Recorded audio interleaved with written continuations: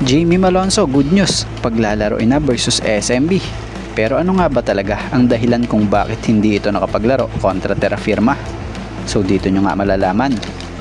At Jeremiah Gray, kalaban niya ngayon ang kanyang sarili dahil may trauma pa. At Filipino-American, Remy Martin to PBA na nga ba? So yan ang ating mga tatalakayin.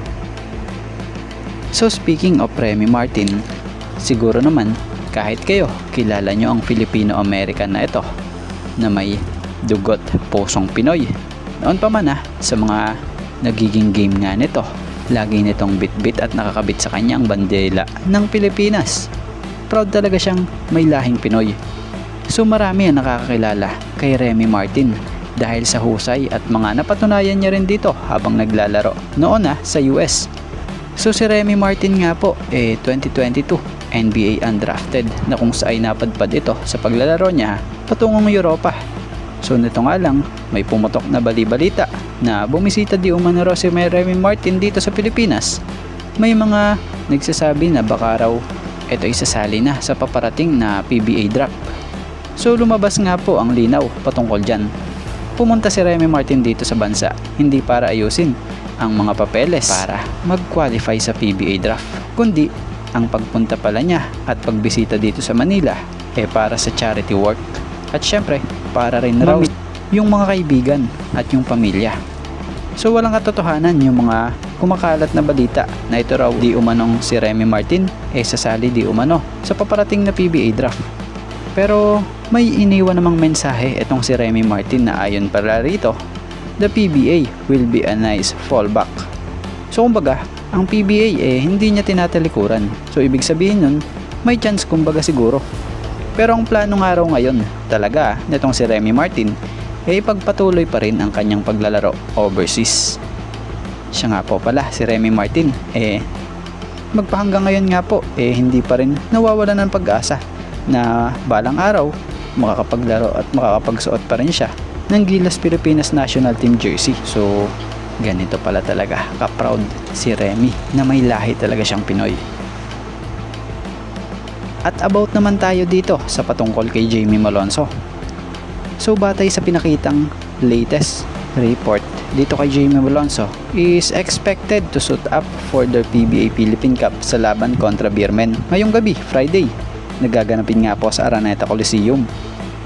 Ayon nga sa nakalap nating impormasyon, ito palang si Malonzo is recovering from a minor knee issue and is nearing full game readiness after joining the team late in training. So matatandaan namang sa naging laban ng Hinebra kontra Terra Firma nakuha ng Hinebra ang panalo ng walang pinaglarong Jamie Malonzo na kung sa forward position pinagkatiwala nga ni Coach Tim ang rotation sa gaya nila Stephen Holt, Gray, Ku at Mariano. So yung Malonzo andun sa bench. So nung nakaraan din may lumabas din na bukod daw sa minor knee injury nito ito daw pinatawan ng parusa nitong si Coach Tim dahil sa hindi raw ito nakakasama sa mga unang practice ng Hinebra, kaya naging coaching decision ang nangyari. Pero itong paparating araw na laban ng Hinebra kontra SMB possible paglaruin na ito at okay na rin raw ito sa laban nila kontra Beermen. At dito tayo about kay Jeremiah Gray. Matatandaan sa naging laro ng Hinebra at Terra Firma ito'y may iniinda na kinabahala ng marami about sa injury niya. Pero ang good news sa isang interview nga po sa kanya gaya sa Tiebreaker Times, base sa ilang pagkakaintindi natin kung mapapansin nyo masaya si Jeremiah Gray dito habang tinatanong siya kung kamusta siya dahil nakita nga na parang may iniinda ito na kung saay hindi na ito nakabalik sa laro. Ayon nga kay Gray, okay naman daw siya at parang nabigla lang siya at sinisigurado daw niya na wala dapat ipag-alala ang mga fans. At nung nasa locker room nga daw siya ay nag-stretching pa nga daw siya at hindi na need ng MRI. So speaking of MRI mukhang i-MRI test pa rin nga po ito talaga itong si Maya para makasigurado base nga po sa ibang update dito.